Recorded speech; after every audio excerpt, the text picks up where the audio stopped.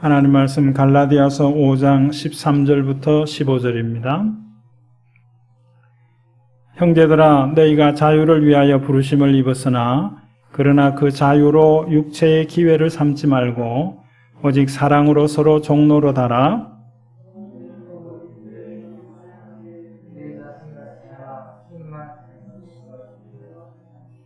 만일 서로 물고 먹으면 피차 멸망할까 조심하라. 아멘. 오늘은 광복절입니다. 광복절 노래를 가사를 한번 찾아봤습니다. 헛다시 만져보자. 바닷물도 춤을 춘다. 기어이 보시려던 어른님 번님 어찌하리. 이날이 40년 뜨거운 피 엉킨 좌치니 길이길이 지키세 길이길이 지키세. 이렇게 적어서 읽어보니까 참 가사가 잘 쓰여졌다. 내용을 참 잘 담았다라는 생각을 하게 됐습니다. 광복절과 관련된 날짜는 1945년 8월 15일 우리나라가 일본으로부터 해방된 것을 기념합니다. 또 한 날이 있다는 것을 아십니까? 1948년 8월 15일 임시정부의 법통을 개성한 대한민국 정부 수립을 축하하는 날이 그게 광복절입니다. 보편 정의와 유엔군에 의해서 일본이 잡고 있던 것을 다 내려놓은 날입니다. 그 내려놓은 것을 독립운동을 하던 사람들을 비롯해서 온 국민들이 그리고 자유민주주의를 가치 있게 여기는 사람들이 나라를 세운 날이 8월 15일입니다. 그래서 이 두 날을 광복절이라 그러는 겁니다. 광복은 해방과 독립을 포함하는 것입니다. 해방은 구속에서 억압에서 벗어나는 것이 해방이죠. 해방과 관련된 단어가 자유라는 단어가 있습니다. 그 자유는 단순히 억압에서 벗어나는 것만 자유가 아닙니다. 자유에는 책임이 따르고 있습니다. 자유는 타의에 매여 살아가는 게 아니라 자의에 의해서 자율적으로 살아가는 겁니다. 공부하는 것도 옛날에는 어떻게 했습니까? 선생님이 칠판에 쓰고 학생들은 받아 적고 선생님은 설명하고 또 지우고 쓰고 아마 이것이 보통의 모습이었을 것 같아요. 모든 과목이 다 비슷했습니다. 그런데 자기주도 학습이라고 하는 말이 생겨나기 시작했어요. 물론 지금은 보편적이 됐죠. 그리고 더 나아가서는 내가 모든 것을 다 배우지 않고 내게 필요한 것들만 배우는 그런 일들도 있습니다. 필요한 것만 배우는 거예요. 타의에 의해서 하는 것이 아니라 자의에 의해서 자율적으로 공부도 하는 거예요. 어떤 것이 더 경쟁력이 있다고 생각이 됩니까? 자유는 타의에 매여 하는 것이 아니라 자의에 의해서 자율적으로 하는 것이고 이것이 가치가 있는 겁니다. 그리고 여기에는 책임도 자신이 지는 거예요. 다른 사람에 의해서 무엇을 하게 되면 시켜서 했어요. 사람들이 다 하니까 했어요. 이렇게 핑계합니다. 책임을 전가하죠. 그러나 자신이 결정하면 책임 전가할 수가 없습니다.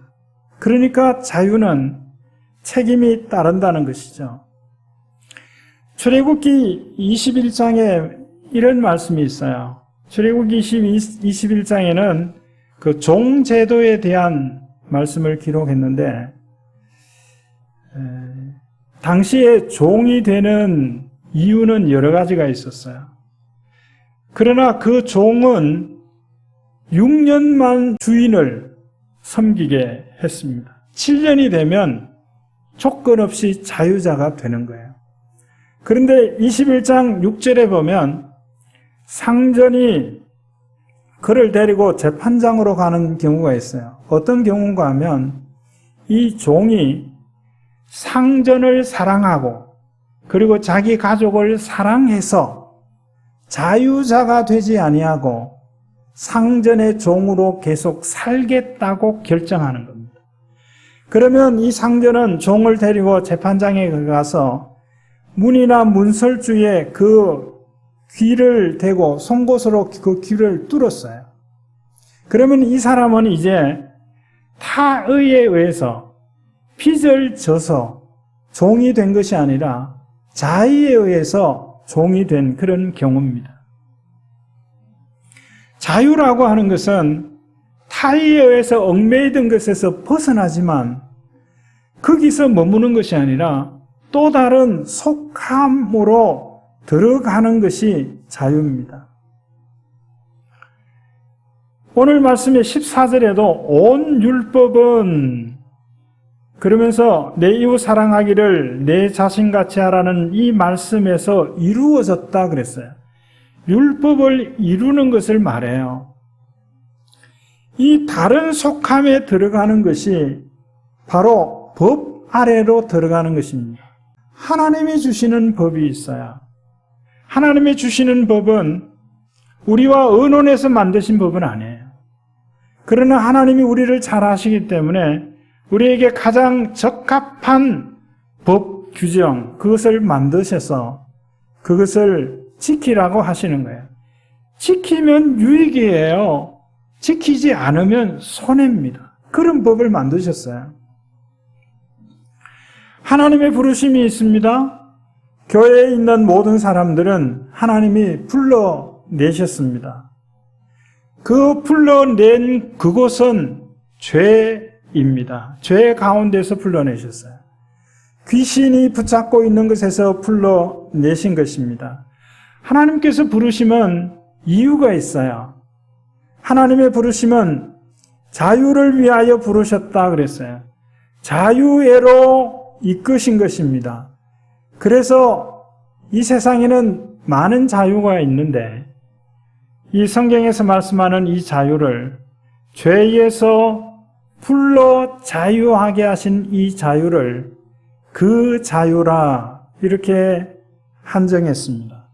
그 자유, 내가 쟁취한 자유가 아닙니다. 주신 자유입니다. 사랑으로, 희생으로 준비하셔서 주신 자유입니다.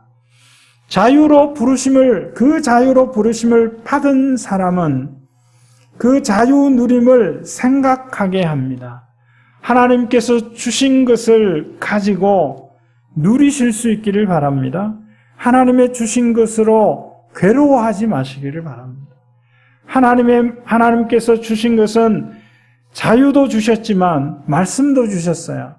말씀을 주셨는데 그 말씀이 행복하게 합니까? 아니면 그 말씀이 괴롭게 만듭니까? 때로는 말씀이 나를 고민하게 만드는 경우도 있어요. 힘들게 만드는 경우도 있어요. 언제일까요? 그 말씀대로 살지 않기 때문입니다.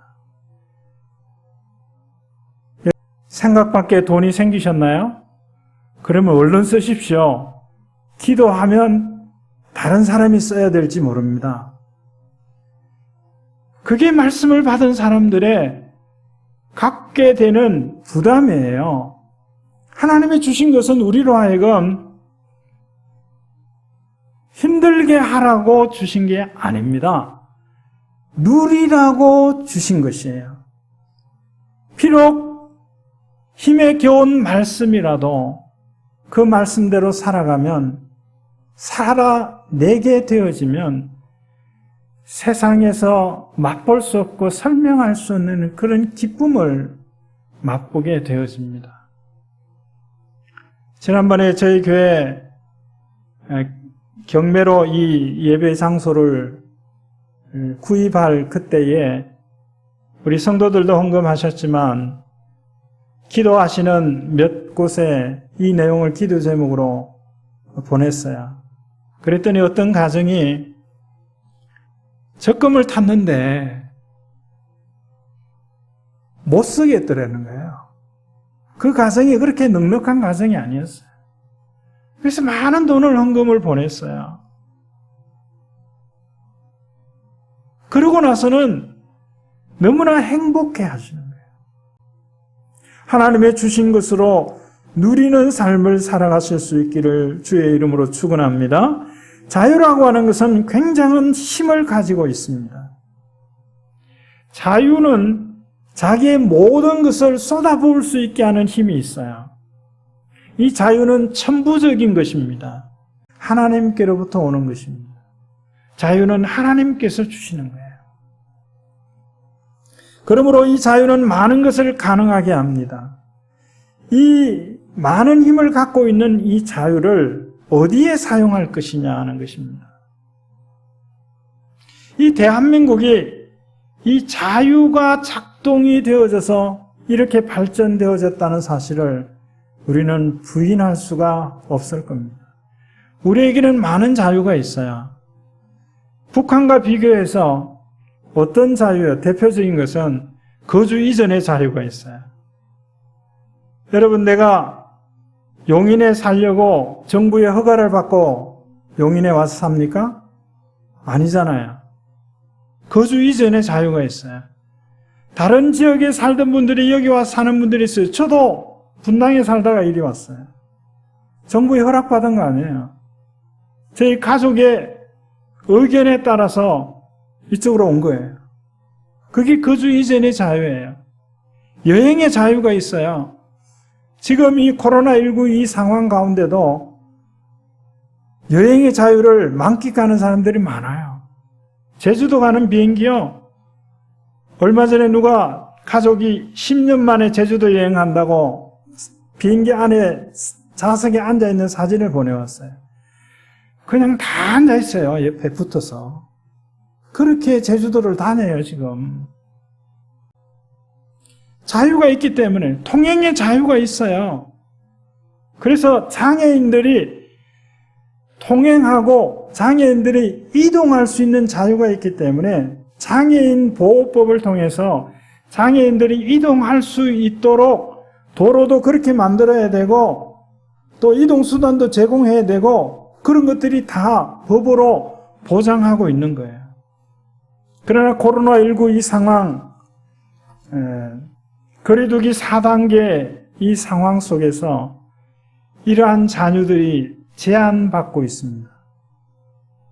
낮에 보면요, 또 저녁 퇴근 시간쯤 돼도 거리에 차가 없어요. 이 앞에 차가 참 많이 다니던 곳이잖아요. 뒤에 우회도로가 생겨서 그렇기도 하지만 사람들이 다니지 않아요. 왜 그렇습니까? 다니면 적발합니까? 길에 다니고 차를 타고 다니면 적발합니까? 안 해요. 그렇게 하지 않아요. 그러나 자발적으로 결정해서 그렇게 하는 거예요. 그게 자율이고 그게 자유예요. 그렇게 할 때 그게 힘이 있고 효과가 있는 거지. 단속한다고 해서 효과가 있는 게 아니죠. 방역 4단계가, 거리두기 4단계가 몇 달까지 더 가게 될지 모르겠어요. 이게 단계가 낮아지고 자유롭게 모일 수 있게 되면 어디를 가시고 싶으십니까? 어디를 가시고 싶으십니까?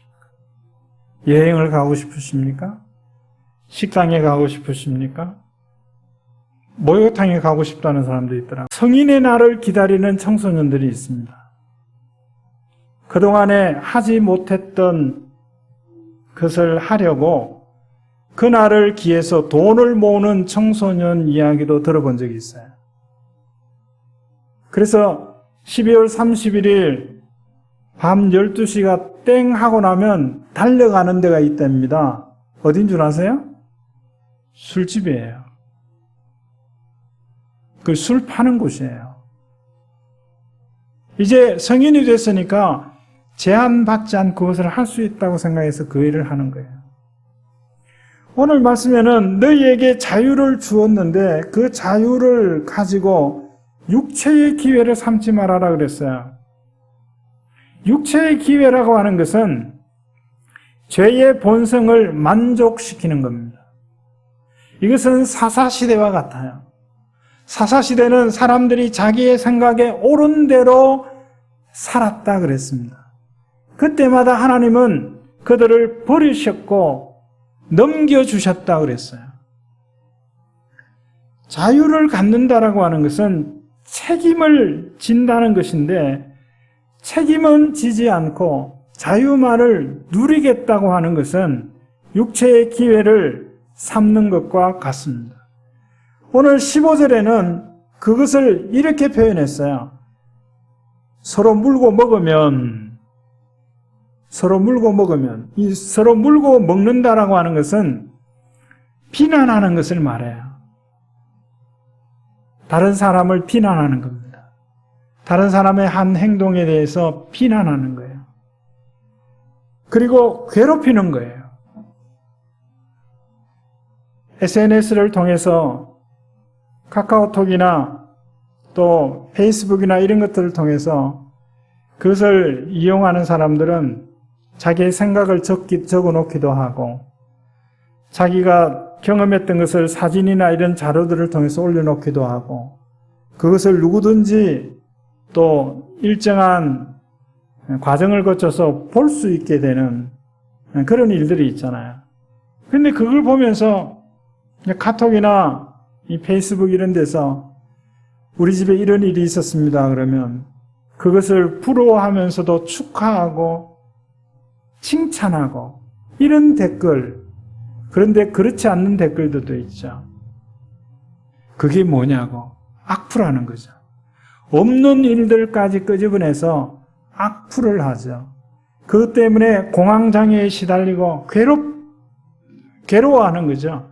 그것 때문에 극단적인 선택까지 하는 일들도 심심찮게 나타나고 있습니다.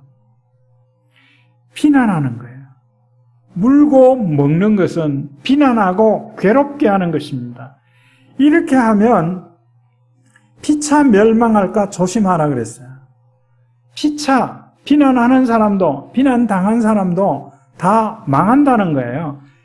멸망할까 조심하라고 하는 말은 멸망할 각오로 그런 일을 하라는 거예요. 서로 덮어주고 좋은 면을 말해주고 그렇게 하면 얼마나 좋습니까? 왜냐하면 사람에게는 공과가 다 있어요. 좋은 면들과 좋지 않는 면들이 다 있습니다. 이제 선거 때가 돼서 그런 일들을 식상하게 보게 되네요. 선거 시작할 때쯤이면 늘 하는 말이 정책 대결하자. 그런데 조금 가다 보면 선거라고 하는 것은 비교 우위에 있는 것을 보여주므로 자신을 선택할 수 있게 하는 것이 선거잖아요. 그러면 자신의 정책과 비전이 어떻게 분명한 것인가 하는 것을 또 그것이 충돌되지 않는 그런 비전이나 정책들을 개발해서 그것을 제시하면서 선택받으려고 하지 아니하고 비교 우위에 있으니까 다른 사람보다 내가 1이라도 나으면 되는 거예요. 이게 얼마나 서글퍼요. 정의와 공의와 의로움 이런 것들을 추구하기보다는 다른 사람보다 잘못을 해도 내가 하나 덜 하면 되는 거예요. 그 유도 이번에 올림픽 하는데 보니까 유도가 점수 따는 게 한 판, 반판, 뭐 주의 또 뭐 몇 가지가 있잖아요. 거기에 보면 그 열심히 경기하지 않는 그것도 페널티를 줘요. 페널티를 주는데 그거 3개 받으면 이제 연장전에 가서는 지게 되는데 그거 하나 덜 받으면 자기가 이기는 거예요. 잘못을 내 경쟁자보다 하나 덜 하면 내가 이기는 거예요. 이게 지금 우리의 선거 제도입니다. 그런 면에서는 서글프지 않을 수가 없습니다. 나의 장점과 비전을 가지고 비교 우위에 있음을 알려주면 얼마나 좋을까요? 자, 이런 예를 한번 들어볼게요. 청년과 노인이 있습니다. 자, 청년의 장점이 많겠고 단점도 많겠지만 청년의 장점과 단점은 저는 두 가지로 이렇게 말해보겠는데요. 청년의 장점은 힘이 아닐까요? 힘. 단점이라고 하면 서툼이라고 생각합니다. 서툼. 그 힘은 용기도 포함될 수 있죠. 그 노인의 장점과 단점도 있겠지만 노인의 단점이라고 하면 힘이 약하다는 거 아닐까요? 그러나 노인의 장점은 성경에도 있듯이 시행착오하지 않는 겁니다. 지혜죠. 지혜입니다. 그런데 청년에게 용기가 없다고 하면 그건 아니죠. 청년에게 그 시행착오가 없고 서툼이 없다고 하면 소름 끼치지 않나요? 요즘에 어린아이들이 어떤 행동을 하는데 완벽하게 해내는 거예요. 소름 끼치지 않던가요? 자, 반대로 노인이 힘이 세요, 청년들보다. 감당이 안 되죠.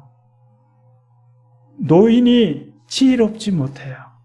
이것도 어울리지 않는 모습들입니다. 청년들에게도 단점이 있고 장점이 있고 노인에게도 단점이 있고 장점이 있듯이 자, 청년들에게 서툼을 꼬집으면서 계속 비난한다고 하면 주눅들어서 아무 용기도 내지 못할 거예요. 노인들에게 약함에 대해서 이야기한다고 하면 그 지혜를 발휘할 기회를 갖게 하지 못할 것입니다.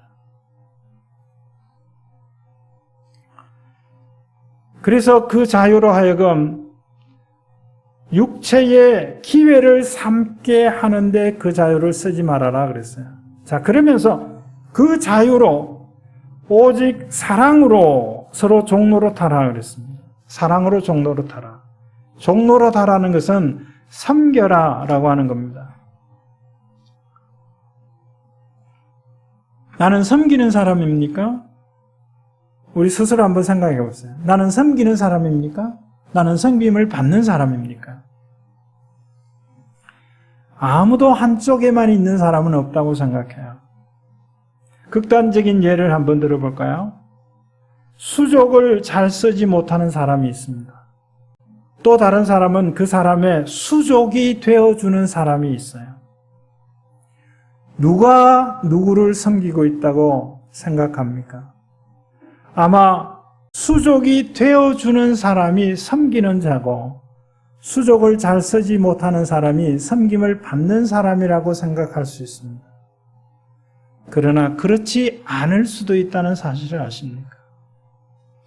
수족을 잘 쓰지 못하는 사람이 수족이 되어주는 사람에 의해서 섬김을 받는 그 자체가 저는 수족이 되어주는 사람을 섬기는 것이라고 생각합니다.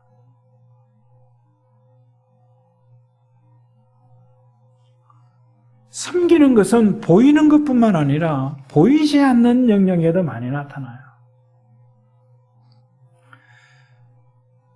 목요일 저녁이 되면 슬기로운 의사생활이라는 드라마를 해요. 지난 목요일 방송된 내용을 보면서 그런 생각을 했어요. 사람들이 이런 형편에 처해 있구나. 예를 들면 가족이 아픈데 일반 사람만 가족이 아픈 게 아니라 의사의 가족도 아파요. 그것도 자기 전공 분야에서 자기 엄마가 아픈 거예요. 이제 이런 일들이 있는 것을 이제 깔고 또 하나는 그런 가운데 있는 사람들을 서로 배려하고 돕는, 섬기는, 우리의 말로 하면 섬기는 거죠. 그런데 그것이 보이게 섬기는 게 아니라 보이지 않게 섬기는 거예요. 그걸 보면서 저는 이런 생각을 했어요. 한 가지는 사람들이 이런 일들을 겪으면서 사는구나. 또 하나는 이렇게 살아갈 수가 있는 거구나. 이렇게 살 수 있는 거구나. 그런데 우리가 그렇게 살지 않는 거구나. 그런 생각을 해봤습니다. 사실은 가정이라고 하는 울타리가 견고하게 있는 이유도 여기에 있다고 생각해요. 가깝기 때문에, 허물이 없기 때문에 서로 다투는 일들이 있을 수 있을지 모르지만, 그러나 가정에서 이런 일들이 일어나고 있는 거예요. 내가 섬기는 것 같은데 섬김을 받고 있는 이런 일들이 얽혀 있는 관계이기 때문에 가정이 깨어지지 않고 유지되고 있는 겁니다. 많은 가정들이 결혼한 지 얼마 안 돼서 깨어졌다는 그런 뉴스에 접하지만 사실은 그것은 전체에 비하면 얼마 되지 않는 부분이에요. 대부분 이 나라가, 이 사회가 유지할 수 있는 것은 그 가정이 유지되기 때문에 이 나라 사회가 유지되는 거예요. 이 가정의 소중함을 우리는 다시 한번 생각할 수 있어야 돼요. 자, 그런데 그 자유로 오직 사랑으로 서로 종로로 서로 섬기는 일들을 하는데 자신을 사랑하는 것처럼 사랑하라 그랬어요. 자신을 사랑하는 것처럼. 내가 나를 위해 하는 일이 나를 사랑하는 일인가? 라고 하는 것. 때로는 나를 위하는 일이라고 하는 일이 나를 해하는 일이 될 수도 있지 않습니까? 나를 사랑할 수 있는 이유는 소중하게 여길 때만이 가능한 일이라고 생각합니다. 다른 사람들을 섬기는 일들도 마찬가지일 겁니다. 소중하고 존중히 여기는 마음이 그 일을 가능하게 합니다. 사랑하는 것은 괴롭게 하지 않는 겁니다. 자신을 괴롭게 하고 있습니까? 그건 사랑하는 게 아니에요. 나를 사랑하는 것처럼 다른 사람을 사랑하는 거예요. 다른 사람에게 문제가 있고 잘못한 것이 있으면 나를 사랑하는 것처럼, 나를 책망하는 것처럼 그걸 말해주는 거예요. 말해주는 거는 물고 먹는 게 아니에요. 말해주지 않는 것이 망하게 하는 것입니다. 하나님께서 우리에게 자유를 주시려고 희생하셨습니다. 하나님이 주신 그 자유 받으셨습니까? 그렇다고 하면 두 가지를 생각하세요. 하나는 자유하세요. 하나님이 자유를 주셨으니 자유하세요. 그 자유로 육체의 기회를 삼으려고 하지 마시고 사랑을 동기로 섬기는 일들에 헌신하셔요. 이 자유하게 하는 삶입니다. 많은 사람들이 자유하지 못하고 얽매여서 자신을 힘들게 하고 괴롭게 하며 살아가는 이들이 많습니다. 어떤 사람이 웃는 거 보니까 행복하시군요. 그렇게 질문을 했더니 이렇게 답을 하더라고요. 행복하려고 웃습니다. 그러더라고요. 일리가 있기는 해요. 옛날에 웃으면 복이 와요라고는 코미디 프로그램도 있었죠. 그런데 다른 사람을 자유롭게 하는 것은 내가 자유롭지 않으면 자유롭게 할 수가 없습니다. 하나님이 희생하셔서 우리에게 자유를 찾아 주셨습니다. 죄에서의 자유입니다. 일제 억압에서의 해방도 주셨지만 나라를 세우는 독립의 그 은혜도 주셨지만 그 이전에 하나님은 우리에게 죄에서의 자유를 주셨어요. 그래서 더 이상 죄짓지 않고 살아갈 수 있게 하셨습니다. 그러므로 그 자유를 가지고 자유하며 자유롭게 하는 삶을 살아갈 수 있게 되기를 주님의 이름으로 축원합니다. 하나님 감사합니다. 하나님께서 우리를 자유하게 하시려고 부르셨습니다. 그 자유가 우리에게 있는 것을 알고 이제는 자유하며 살아갈 수 있게 하시고 행복하게 살아갈 수 있게 하시고 자유하게 하는 삶을 살아가는 저희들이 다 되게 하여 주시옵소서. 예수 그리스도의 이름으로 기도드립니다. 아멘. 지금은 부활이요 생명이신 우리 구주 예수 그리스도의 은혜와 하나님 아버지의 다함이 없는 사랑하심과 성령님의 감동, 감화, 교통, 충만하심이 하나님께서 우리에게 자유하라고 주신 그 자유를 가지고 자유하며 그 자유로 사랑으로 서로 종노릇하며 섬기며 살아가며 자유롭게 하는 삶을 사는 성도들 가운데 이제로 영원히 함께 있을지어다. 아멘.